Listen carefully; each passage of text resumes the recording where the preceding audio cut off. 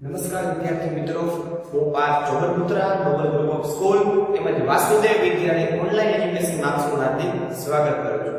વિદ્યાર્થી મિત્રો, ગયા વિડિયોમાં આપણે ધોરણ 9 ને વિષય વિજ્ઞાનમાં ચેપ્ટર નંબર 13 આપણે માંદા શા માટે પડીએ તેના વિશે વાત કરતા હતા. બરાબર?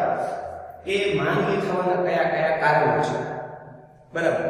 જેમાં આપણે લાસ્ટમાં જે તીવ્ર રોગ અને હઠીલા રોગ વિશે માહિતી મેળવી કે ભાઈ તીવ્ર રોગ કોને કહેવાય કે ભાઈ એવા પ્રકારના રોગ કે જેનો સમયગાળો ટૂંકો હોય અને જે આપણા શરીરને નુકસાન પણ કેવું કરે છે, ઓછું કરે છે. તેનો સમયગાળો માત્ર અઠવાડિયાની અંદરનો હોય છે. બરાબર? અને તેનાથી આપણા શરીરમાં વજન ઓછું થતું નથી કે કોઈ બીજું નુકસાન થતું નથી. એના પછી આપણે વાત કરી કે ભાઈ હઠીલા રોગ. હઠીલા રોગ એટલે એવા રોગ કે ભાઈ જેનો સમયગાળો છે ખૂબ લાંબો હોય, 6 મહિને થાય, વર્ષે થાય અને અમુક બીમારી છે જીવન પર્યંત, એટલે કે જ્યાં સુધી જીવિત ત્યાં સુધી રહે છે. અને અમુક બીમારી છે તે મૃત્યુનું કારણ પણ બને છે. એવા રોગને કહેવાય હઠીલા રોગ. બરાબર? તેનાથી આપણા શરીરને ખૂબ નુકસાન થાય છે, વજનમાં પણ ઘટાડો થાય છે. બરાબર? અને આપણા શરીર છે શું કહેવાય ને કે જે શક્તિ છે મજબૂતાઈ છે તેમાં પણ અસર કરે છે. તો એવા રોગ આપણને ખબર છે કે ડાયાબિટીસ છે, કેન્સર છે, ક્ષય છે, બરાબર, એડ્સ, બરાબર, દરેક રોગ વિશેની આપણને માહિતી થોડી ખબર જ છે. બરાબર? આના વિશે માહિતી મેળવી. હવે કોઈ પણ રોગ આપણને થાય કેવી રીતના એની ચર્ચા કરવી છે. આજનો આપણો જે ટોપિક છે શું? રોગના કારણ. હવે રોગ થવાનું કારણ શું? રોગ થવાનું રીઝન શું? તો આપણે કીધું કે ભાઈ આપણા કોષની અંદર કઈ ખામી આવે એટલે એની અંદર કોષની અંદર સમારકામ થતું હોય એટલે આપણે બીમાર પડીએ. બરાબર? પણ રોગ થાય શેના લીધે? રોગ કારણ શું? કયા કારણે થાય? તો રોગ માટે ઘણા બધા કારણો છે. બરાબર? એની ઉપર ઘણી બધી વસ્તુ આધાર રાખે, જેમ કે ઘણા બધા સૂક્ષ્મ જીવો છે, પ્રજીવો છે, કૃમિઓ છે, બરાબર, બેક્ટેરિયા છે. આ બધા લોકો છે રોગ માટે જવાબદાર છે. આ બધા વડે રોગ ફેલાઈ શકે છે. પણ ઘણી બધી વસ્તુ છે તે આધાર રાખે છે. પછી માની લો કે આપણે સિમ્પલ તમને કહું કે ચલો આપણે કીધું કે વાયરસ થી રોગ ફેલાય. ઓકે, તો તમે નોટિસ કર્યું હશે કે ચલો વાયરસ છે તો દરેકને અસર નથી કરતો, રોગ ફેલાય છે. જો એ વાયરસ ને ફેલાતો તો દરેક વ્યક્તિ થઈ જવું જોઈએ. મતલબ કોઈ બાળકો છે એમાં કોઈ બાળકો 20 બાળકો છે, 20 માંથી 5 બાળકો જેવા હશે કે એને બીમાર પડ્યા છે વાયરસ પર. શું કામ? કારણ કે બધાની અંદર રહેલી રોગ પ્રતિકારક શક્તિ કેવી હોય? અલગ અલગ હોય. તો ઈ જે રોગ પ્રતિકારક શક્તિ છે તે ઘણી બધી વસ્તુ પર આધાર રાખતી હોય. જે તમારો આહાર લેવો છો તે આહાર કેનો પૌષ્ટિક આહાર છે, સંતુલિત આહાર છે. બરાબર? એના આધારે બધાની રોગ પ્રતિકારક શક્તિ કેવી હોય? અલગ અલગ. રોગ પ્રતિકારક શક્તિ અલગ અલગ હોય. દરેક બાળક બીમાર પડશે. બરાબર? પછી અમુક વાર તમે જોશો તો કે ભાઈ દૂષિત પાણી પીવું, ખરાબ પાણી, તો તેનાથી પણ બીમારી થાય છે. પણ એમાંય દરેક વ્યક્તિ બીમાર નથી થતો. બરાબર? બધાની રોગ પ્રતિકારક શક્તિ કેવી હોય? અલગ અલગ. જેની રોગ પ્રતિકારક શક્તિ નબળી હોય તે ઝડપથી બીમાર પડે. એટલે બીમાર થવા માટે ઘણા બધા કારણો છે. એક તો સૂક્ષ્મ જીવો છે, પ્રજીવો છે, બેક્ટેરિયા, વાયરસ, પછી સંતુલિત ખોરાક, પૌષ્ટિક ખોરાક ન લે તો પણ એક એનું કારણ છે.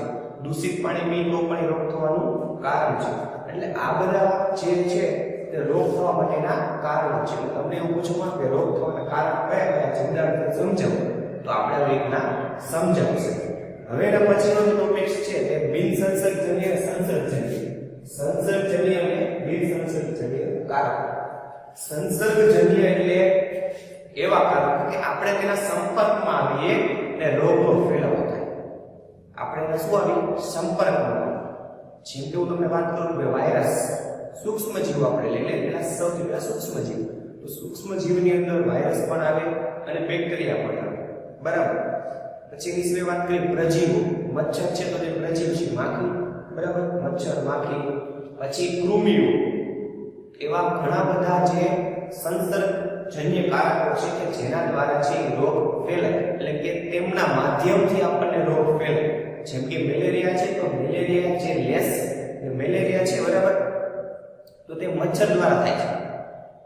મેલેરિયા કોના દ્વારા થાય? મચ્છર દ્વારા, બરાબર. પછી માની લો કે કોલેરા છે, દૂષિત પાણી પીવાથી થાય, બરાબર. એ બધા જે કોઈના સંપર્કમાં આવવાથી થાય છે, કોઈનામાંથી આવે છે, એને સંસર્ગજન્ય રોગ કહેવાય. અને એમાંથી બીજાને એક વ્યક્તિને થયો હોય એમાં બીજાને થાય, બીજામાં ત્રીજાને, બરાબર. ચેપી રોગ પણ આપણે કહી શકીએ, એ આગળ જવામાં આવશે. હવે બિન સંસર્ગજન્ય, હવે સંસર્ગજન્ય એટલે કોઈ દ્વારા ફેલાયેલો નથી તો પણ એવા રોગ હોય છે કે જે જોવા મળે છે. તો બિન સંસર્ગજન્ય રોગ એટલે હું તમને કહું કે ઘણા વ્યક્તિ છે તો એ લોકોને કેન્સરની બીમારી, તો એ જનૈનિક ખામીને લીધે પણ આવી છે, બરાબર. અમુક વસ્તુ જે આપણે ડીએનએ છે, જેનેટિક છે, એની ખામીના લીધે પણ આવી છે. અથવા આનુવંશિક રીતના પણ અમુક બીમારી આવી છે, બરાબર. અમુક વસ્તુ છે એ આનુવંશિક પણ જોવા મળે. કેન્સર છે, બરાબર, તો તેનું જેનેટિક લીધે પણ થઈ શકે. એવું વ્યક્તિને જરૂર નથી કે ભાઈ કોઈ કારક દ્વારા કે કોઈ વ્યસન દ્વારા કે એમને જ કેન્સર થયું, બરાબર. ત્યાર પછી વાત કરીએ કે ભાઈ હાઈ બ્લડ પ્રેશર, બીપી, તમે સાંભળ્યું હશે. એનું થવાનું કારણ શું છે કે ભાઈ શરીરમાં વજન વધારે હોય, કસરત ઓછી કરતા હોય, બરાબર, તો જે લોહીનું પરિભ્રમણ જરૂરી છે એટલું પરિભ્રમણ જોવા મળતું નથી. એટલે એના લીધે તે હાઈ બ્લડ પ્રેશરથી ફેલાય છે. તો આ બીમારી છે કેવી કહેવાય? બિન સંસર્ગજન્ય, કોઈના સંપર્કમાં નથી આવ્યા, કોઈ દ્વારા આવ્યો નથી તો પણ એ બીમારીઓ થઈ છે, બરાબર. સૌથી પહેલા સંસર્ગજન્ય ખબર પડી ગઈ, કોઈના સંપર્ક દ્વારા અથવા કોઈ દ્વારા ફેલાતી હોય. તો બિન સંસર્ગજન્ય એટલે કે કોઈના દ્વારા નથી ફેલાતી પણ તે એની અંદર આવી જાય છે. આનો કહેવાય જનૈનિક ખામીને લીધે અથવા શરીર વધવાને લીધે, બરાબર, કસરત ન કરવાને લીધે ઘણા બધા કારણો હોય છે.